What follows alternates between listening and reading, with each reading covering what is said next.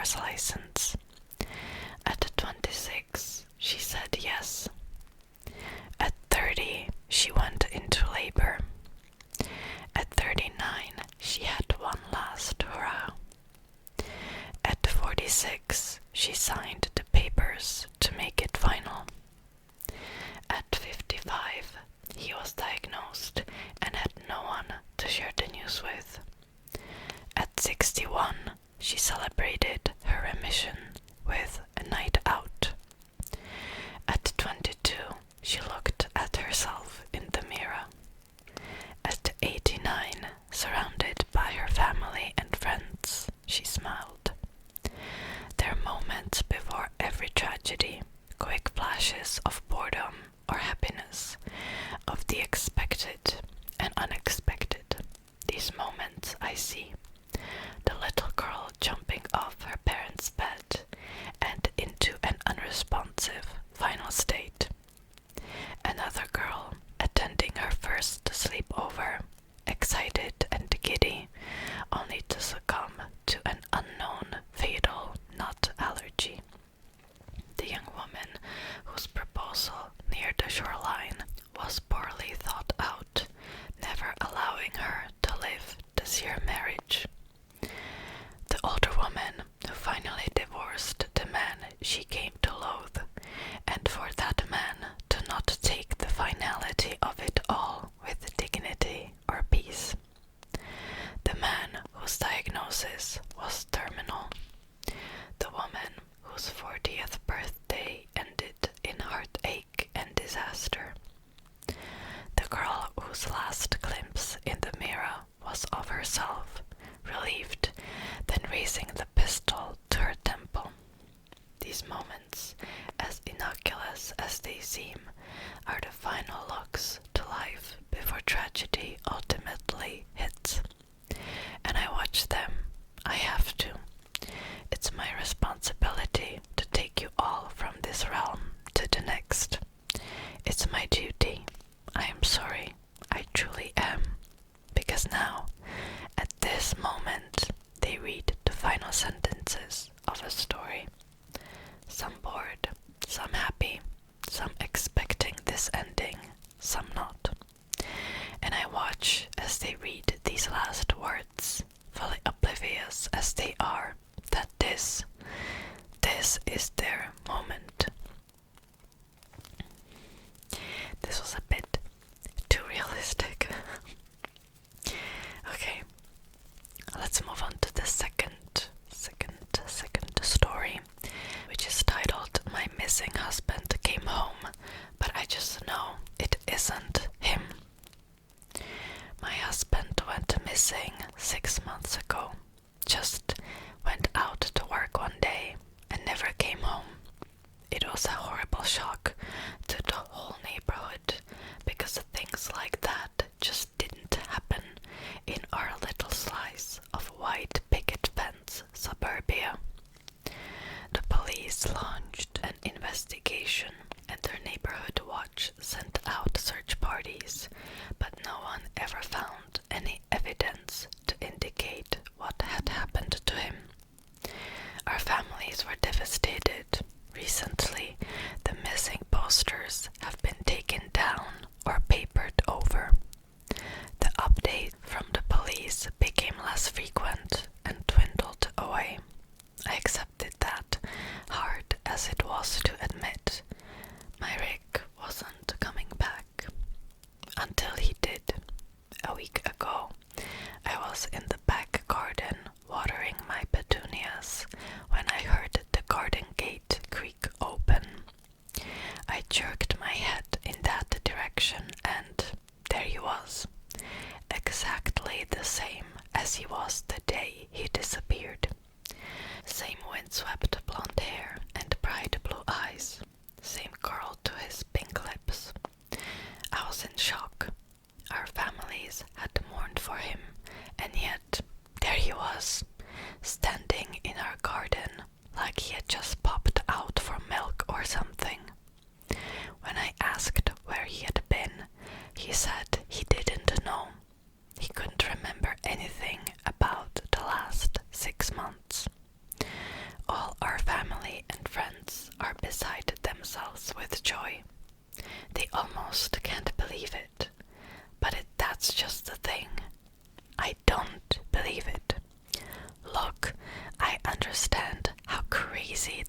unnatural sounds. I do.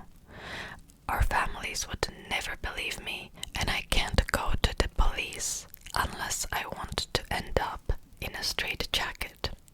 But I just know that the man sleeping next to me isn't my husband. I don't know what to do. I know I should be happy, but I'm not. I'm terrified. I don't know much about anything supernatural or paranormal. I don't even like watching horror movies. But something about this whole situation makes my skin crawl. Just let me explain why I'm so sure. Once I've done that, hopefully one of you will believe me and you'll be able to tell me what to do. The morning after Rick came home, I made him a cup of tea. When I handed it to him, he gave me the brightest smile. Then he took a sugar cube from the dish on the table and dropped it into the cup. Our house was in chaos with his return, and I was still in shock, so I didn't think much of it at the time, but it's been replaying in my mind ever since. I know it doesn't sound very significant, but my husband never put sugar in his tea.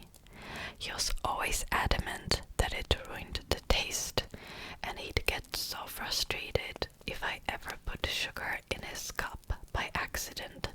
And yet, this man had the sugar. Then it was the golf. A few days ago, when he was out visiting his mom, I recorded a golf tournament that was showing on the TV. It was one of Rick's favorite golfers that was competing, and he never missed it. Once he even skipped out on an anniversary dinner just to watch championship. Only when he came home from his parents, I told him what I'd done. He just seemed unbothered. Like, he said thanks and everything, and then he asked if I wanted to get dinner. He didn't even watch it, and that's just so out of character for him. Then one night, I woke up around 2 a.m. to see Rick's face inches from mine, just looking at me with these blank eyes. I kinda gave this nervous laugh and asked, "Baby, what are you doing?" And he didn't answer. For like a solid 30 seconds, he just stared, almost like he was looking right through me. Then he suddenly smiled and said, "Sorry, honey, sometimes I just can't believe this is real." Then he just rolled over and went to sleep. I didn't get much sleep after that myself. Yesterday, about a week after he came home, the neighborhood threw a street party to celebrate his return. Everyone from our street and the streets on either side turned up to see him and tell him how happy they are that he's alright. When he wasn't standing with his arm around my waist, he was milling around, chatting amicably to each and every one of our neighbors, even the little kids. Jackson, our next door neighbor Sally's toddler, wanted to play peekaboo, and Rick happily played along with a smile on his face. Now, my husband never did that. Rick always said that he didn't like kids. That's why we never had any, and so he never wanted to play with any of the neighborhood children, especially not Jackson. Rick all but avoided him. Before he disappeared, I started to suspect it was so I wouldn't see them together and notice the subtle but unmistakable similarities. The final nail in the coffin, proverbially speaking, was Sally. Just this morning, she came knocking on our door. Her excuse was the tray of brownies she carried, but I think she just wanted to push her way into our morning so that she could see for herself what the situation was. After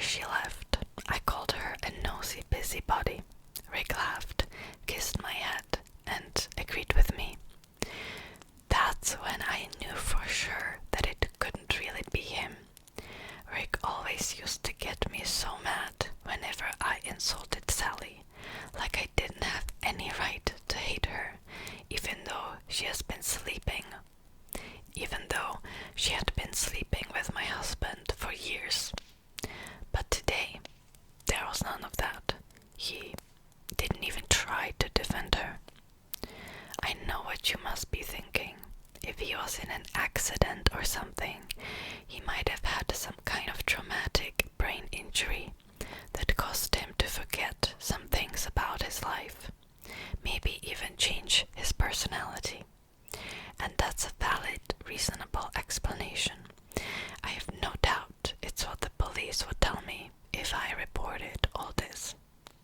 But you know why I'm dead certain that the man isn't my husband? He doesn't have a scar. If he was really Rick, he'd have a scar on the side of his forehead, shaped like the golf club I hit him with. But there's nothing, not a mark. Honestly, I'm this close to going out tonight and digging up my petunias just to make sure he's still under there.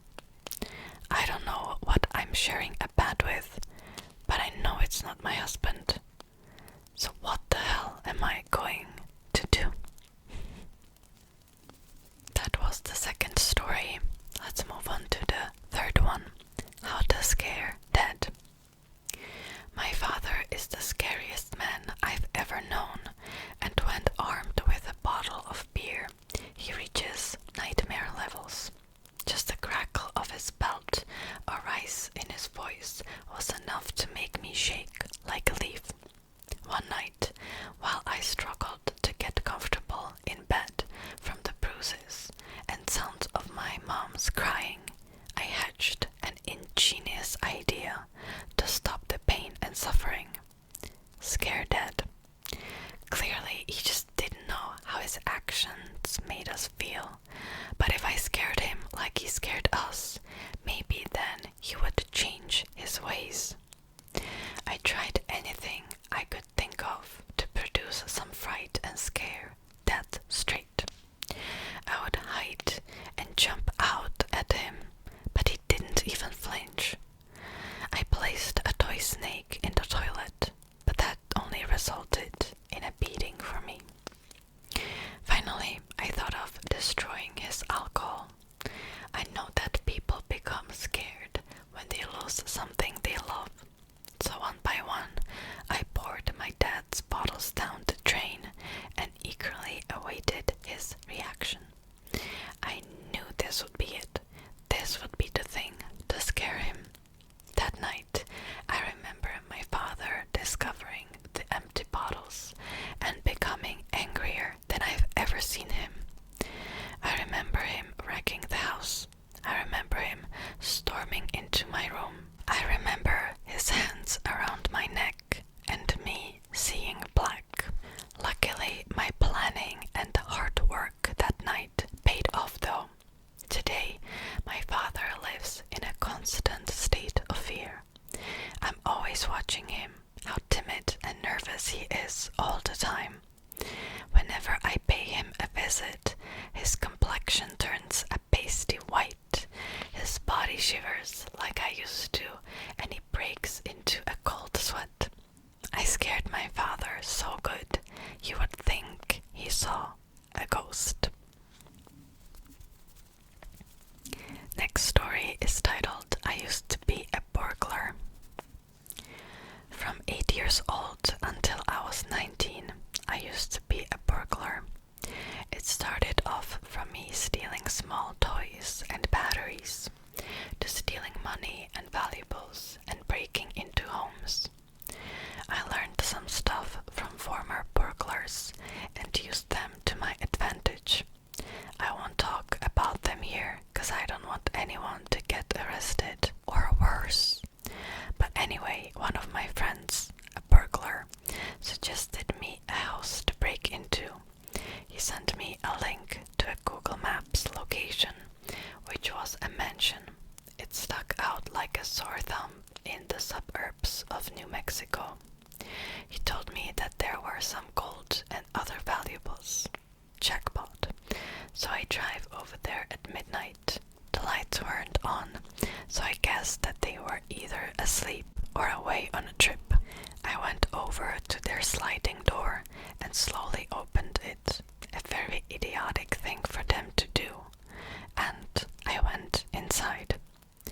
There was a large wooden ship, desktop model. It was very valuable to steal, but when I went to pick it up, the stand fell off and a roll of $45 came out when the stand hit the floor. I began to hear somebody stomping down the stairs. Crap, I thought to myself as I quickly picked up the money and stand. I had to hide. The closest thing I can hide in was the basement, so I ran to the basement and shut the door quietly. I began to hear a man's voice saying, "Oh, where is he?" I began to slowly walk down the stairs to climb out of the window. But I began to smell a foul smell. It was the scent of rotten fish. I nearly gagged from the stench, so I turned on my flashlight so I can find a way to get out without knocking over stuff.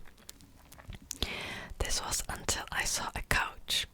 It was all tan, and the source of the smell was coming from it. I began to piece it all up when I saw a knife with dried blood on it.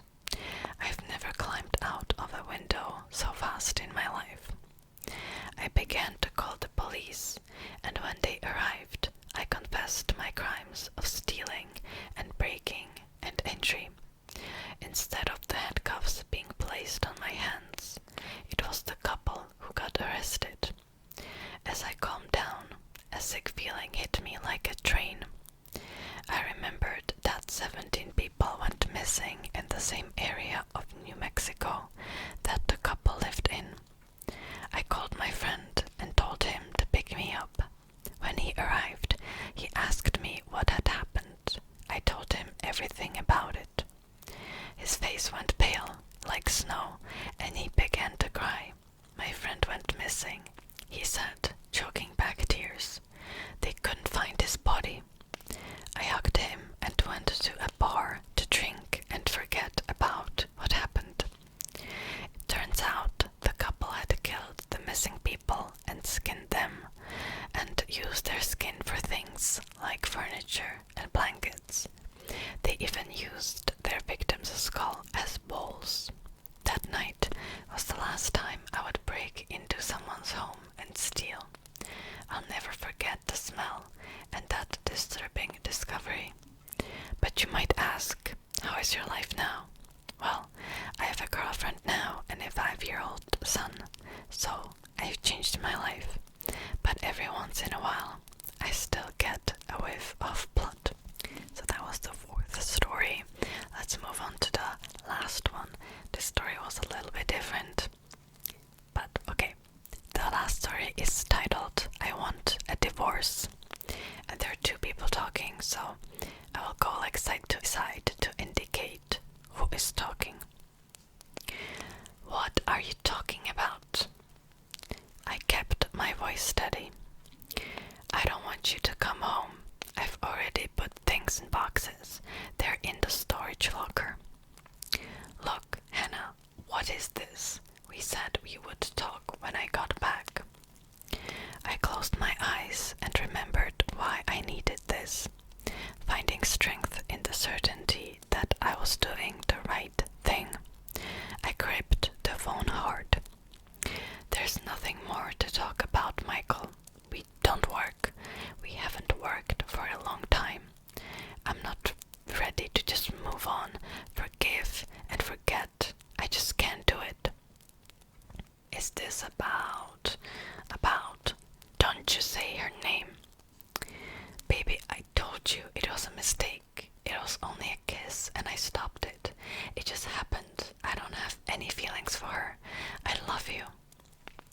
"That's bullshit, Michael. Nobody held a gun to your head and made you kiss her. You did it because you wanted to, because you could. And it's not just about her. Look, I don't want to argue, okay? This is better. It's better for you. It's better for me. It's better for